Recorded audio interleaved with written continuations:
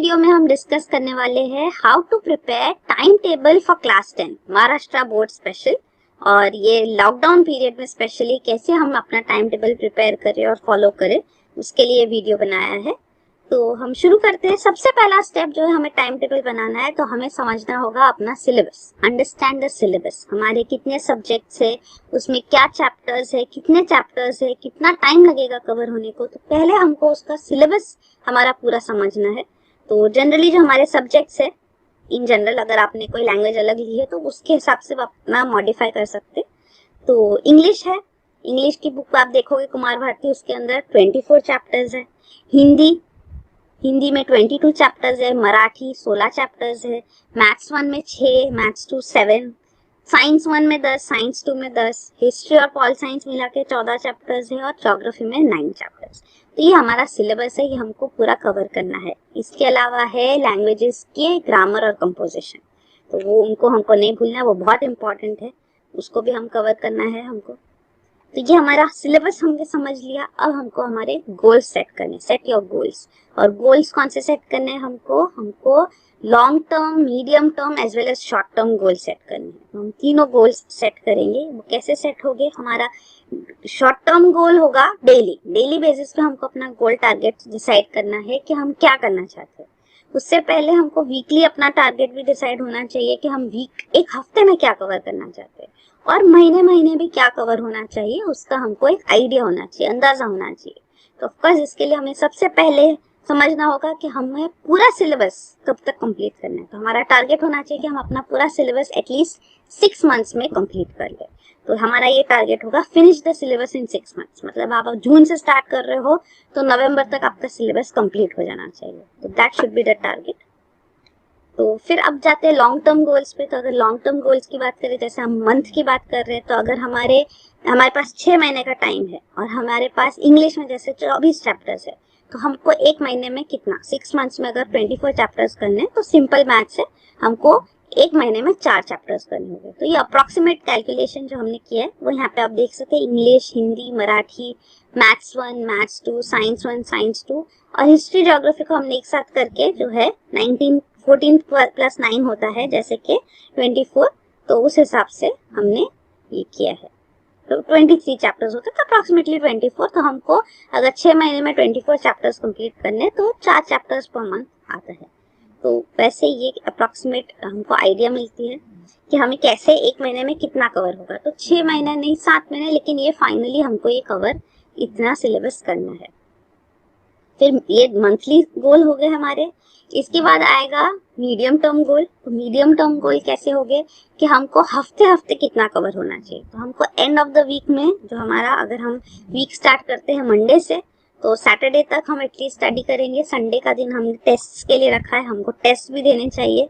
तो उसके लिए भी आप रिवाइज करके संडेज को रिविजन्स करके टेस्ट देते रहे, वो बेस्ट स्ट्रैटेजी होगी।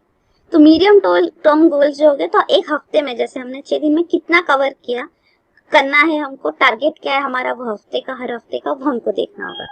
तो इंग्लिश में जैसे 24 चैप्टर्स का हमने किया, 4 चैप्टर्स पर मंथ, तो of course then 1 month has 4 weeks, तो 1 चैप्टर पर वीक होगा। तो इस हिसाब से आप, मैथ्स का बहुत सिलेबस है और चैप्टर्स कम है, लेकिन एक्सरसाइजेस काफी है, प्रॉब्लम सेट्स काफी है। तो हमको उस हिसाब से 1/4 चैप्टर एक हफ्ते में भी कवर हुआ तो काफी है। मतलब 1/4 चैप्टर, मतलब कि अगर वो एक्सरसाइज में 8 प्रॉब्लम, वो चैप्टर में 8 प्रॉब्लम सेट्स है, तो आपको 2 प्रॉब्लम सेट्स पर वीक करनी है। ज्यादा है तो उस हिसाब से, तो एक अंदाजा आप इतना कवर कर सकते हैं। इजी एक्सरसाइजेस है तो उसको आप मर्ज कर सकते, क्लब कर सकते, ज्यादा एक साथ ले सकते। जो डिफिकल्ट है तो उसको आप, प्रॉब्लम सेट जनरली डिफिकल्ट होता है, प्रैक्टिस सेट इजी होता है, तो उस हिसाब से आप अपना यहाँ पे डिवीजन कर सकते हैं। लेकिन 1/4 ऑफ द सिलेबस और 1/4 ऑफ द चैप्टर जो है आपका कवर होना चाहिए एक हफ्ते में। तो वो हिसाब से ये आपका कवरेज है। साइंस में हाफ चैप्टर वीक किया तो कवर हो जाएगा इजीली आपका सिलेबस। तो ये है। इसके बाद आते हैं, ये तो हफ्ते हफ्ते के कितना टारगेट है, ये हमें बार बार देखना होगा। आपको ये जो इमेज है इसको बार बार देखनी होगी। लॉन्ग टर्म गोल को भी आपको बार बार देखना होगा, मीडियम टर्म गोल्स को भी आपको बार बार देखना होगा। हर हफ्ते अपना आपको इवैल्यूएशन करना होगा कि आपने इतना कवर किया कि नहीं। मंथली भी आपको इवैल्यूएशन करना होगा कि मंथ में उतना कवर हुआ कि नहीं जितना हमारा टारगेट था।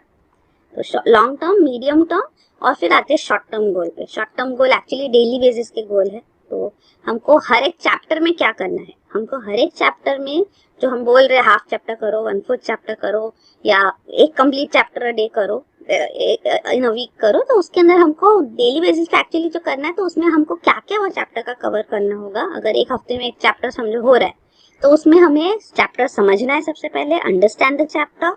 दूसरा है solve all questions from the chapter, तो टेक्स्ट बुक के पीछे हमारे जो सवाल होते हैं और एक्स्ट्रा सवाल भी जो हमको करने हैं तो वो सारे सवाल हमको सॉल्व करने हैं। तीसरा study the answers in practice, तो जो जहाँ पे सब्जेक्टिव आंसर्स लिखने वहाँ पे हमको स्टडी करना है, प्रैक्टिस करना है उसके आंसर राइटिंग।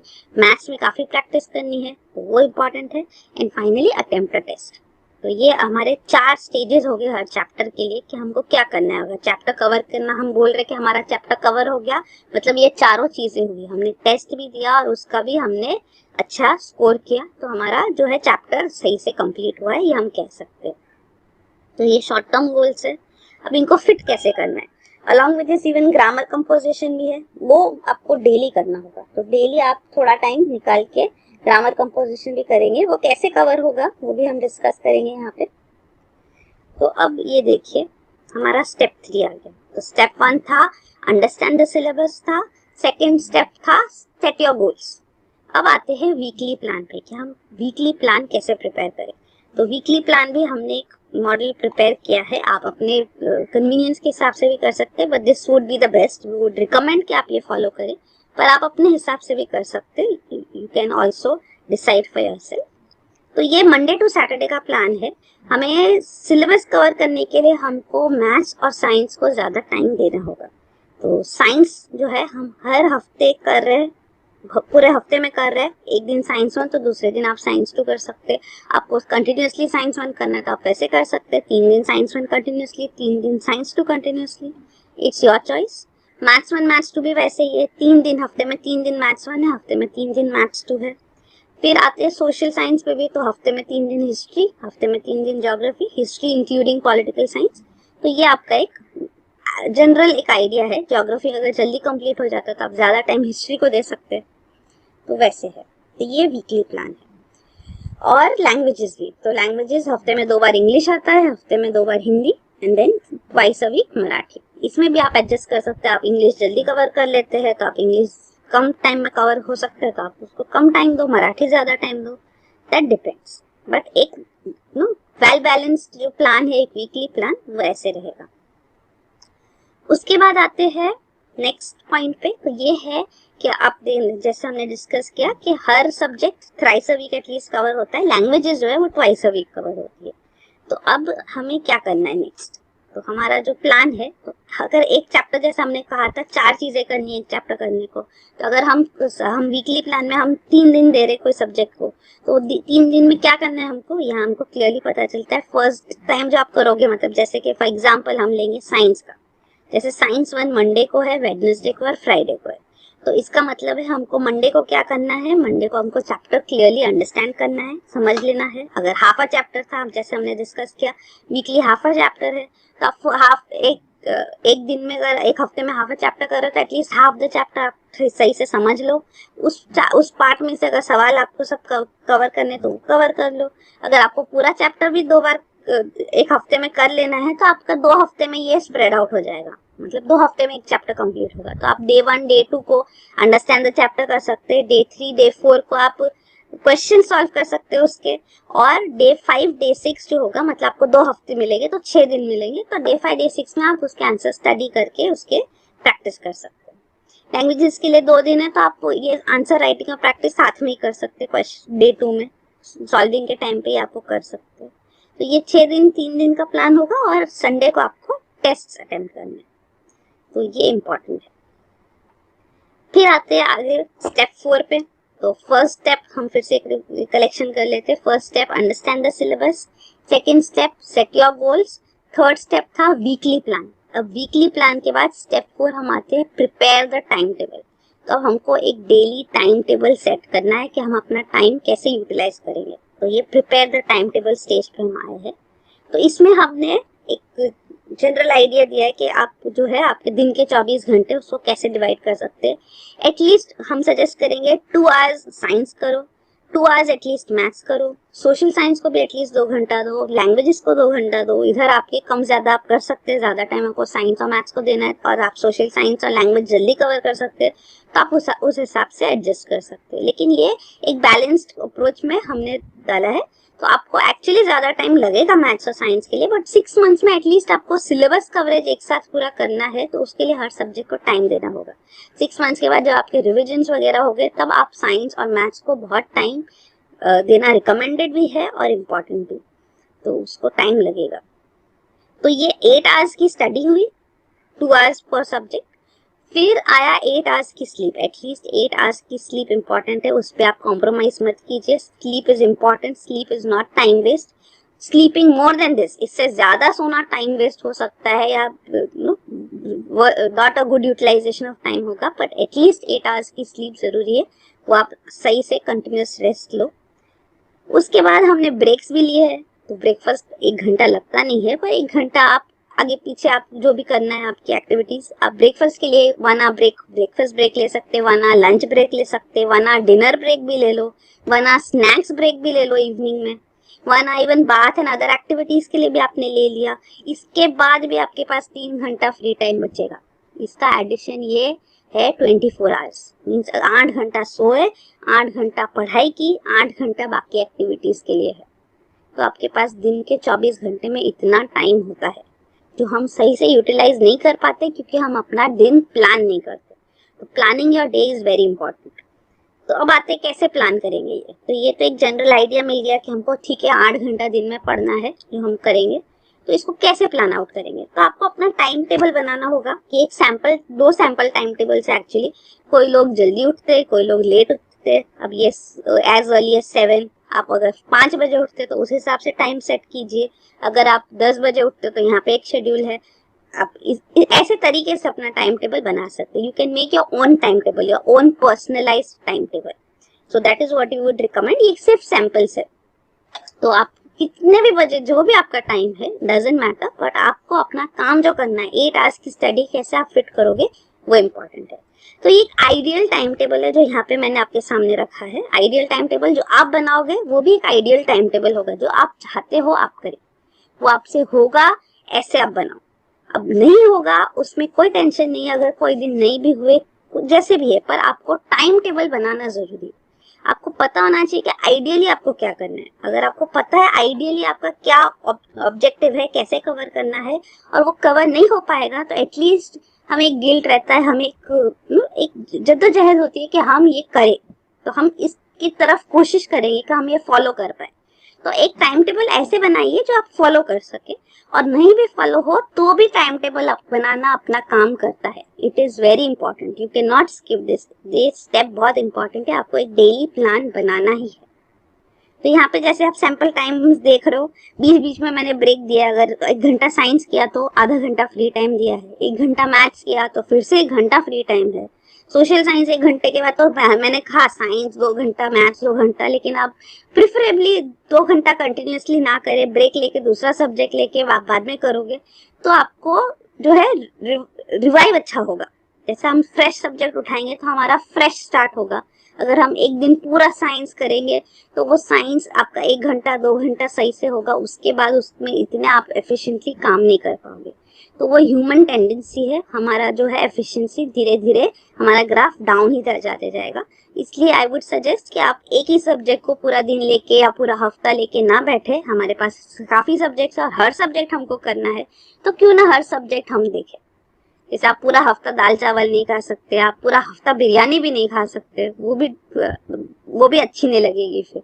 तो इसी हिसाब से हमको हर एक चीज बैलेंस करके, जैसे हम बैलेंस्ड थाली खाते हैं, वैसे हमको सब्जेक्ट्स को भी बैलेंस करके दिन में रोज करना है।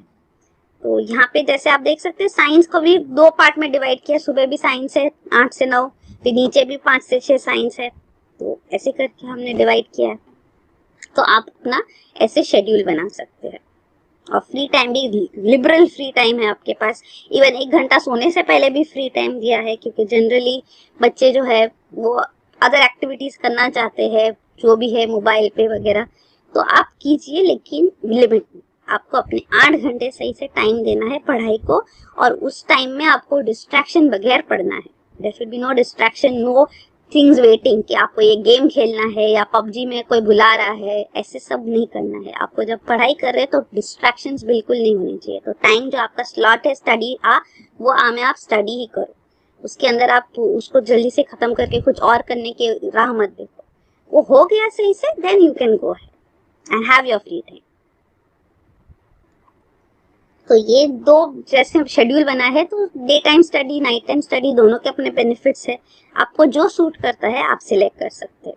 ऐसा जरूरी नहीं है कि सुबह जल्दी उठ के आप पढ़ोगे तो ही होगा, या रात को जाग के आप पढ़ोगे तो ही होगा। जो आपको सूट करे वो आप कीजिए। Step 5, final step, which is very very important, which is actually अब तक हम जो कर रहे थे वो सब प्लानिंग था। ये सब हमने प्लान किया। स्टेप 1 टू स्टेप 4 तक आप पहुंचोगे, मतलब आपने अपना प्लान कर लिया। Step 5 is execution. हम अपना एग्जीक्यूशन देखेंगे। इसके लिए हमको करना है maintain a daily record book, which is very very important. आप स्टेप 5 कर रहे हो मतलब आप टाइम टेबल फॉलो कर रहे हो। आप स्टेप 5 नहीं कर रहे हो मतलब आपको खुद को भी नहीं पता कि आप टाइम टेबल फॉलो कर पा रहे हो कि नहीं। तो that is the importance of this step, maintain daily record book. तो आप एक बुक लिख सकते हैं, नोटबुक ले सकते हैं, कोई भी एक शीट्स, और उसके अंदर आप डेली अपना रिकॉर्ड रखेंगे। तो ये हम डेली हमने ऑलरेडी बना लिया है। आपने बना लिया होगा अपना पर्सनलाइज टाइम टेबल कि आप कब उठोगे, कब सोओगे, कैसे बीच के दिन में कैसे आप अपना प्लान करोगे सब्जेक्ट्स को। अब उसके बाद वो तो एक आइडियल है, वो आप एक बना के अपने रूम में चिपका सकते हो, आपके वॉल्स पे चिपका सकते हो, वो एक आइडियल तो है। अब डेली रिकॉर्ड बुक में हम एक्चुअल क्या है वो लिखो। तो हम डे लिखोगे, जैसे आप अगर 1 जून से स्टार्ट कर रहे हैं तो 1 जून 2020 आपका डेली आपने क्या किया। आपको उठना था 10 बजे, आप उठे कब? अगर 10 बजे उठे ग्रेट, आप 10 बजे लिख सकते हैं। अगर 11 बजे उठे तो 11 बजे लिखो। जल्दी उठ के तो जल्दी लिखो, 9 बजे उठ के, जो भी टाइम है, 9:30 उठे वो। तो वैसे आप अपना टाइम लिखोगे कि आप इतने बजे उठे, कितना ब्रेकफास्ट ब्रेक आपने कैसे लिया, वो टाइम लिखोगे। सब्जेक्ट आपने कितने, अगर 1 घंटा सब्जेक्ट था, आइडियल हमारे आपके टाइम टेबल में 1 घंटा था, 11 से 12 साइंस करना था, लेकिन एक्चुअली आप 1 जून को आपको 11 से 12 आपने साइंस नहीं किया। 11 to 11:30 आप थक गए, आपको समझ नहीं आ रहा था या आप बोर हो गए, जो भी, तो आपने आधा घंटा किया, तो आप 11 to 11:30 साइंस के वो लिखो। जो आप करोगे वो वैसे वैसे, मतलब दिन भर में जैसे आप काम करते जाओगे वैसे आपकी डेली रिकॉर्ड बुक आपके पास होगी, उसमें आप लिखते जाओगे। It's not that at the end of the day आप जो सोचोगे और क्या क्या लिखोगे, वो बुक में आप कंटिन्यूअसली लिखते जाओगे। जैसे जैसे दिन बढ़ रहा है वैसे आप अपना टाइम लिखते जाओगे कि आप कैसे अपना टाइम यूटिलाइज कर। तो this is actually you yourself keeping a track on yourself. आप खुद अपने टाइम पे ट्रैक कर रख रहे हो। ये सबसे डिफिकल्ट स्टेप होता है। हमने देखा स्टूडेंट्स ये करने से काफी कतराते हैं, बिकॉज जो सच है वो सामने आता है, और सच एक्चुअली किसी और के नहीं, आपके खुद के सामने आता है कि आप अपना टाइम कैसे वेस्ट कर रहे हो। तो अगर आप ये करोगे तो आपका टाइम वेस्ट होना बिल्कुल कम हो जाएगा, ऑलमोस्ट आप खत्म भी कर सकते हो। तो ये बहुत इंपॉर्टेंट, आपके पास टाइम बहुत होता है। आप टाइम इजीली, हमने देखा 8 घंटे है आपके पास जो आप इजीली अपना फ्री टाइम ले सकते हो। ठीक है, तो ये आप स्टेप जरूर करो।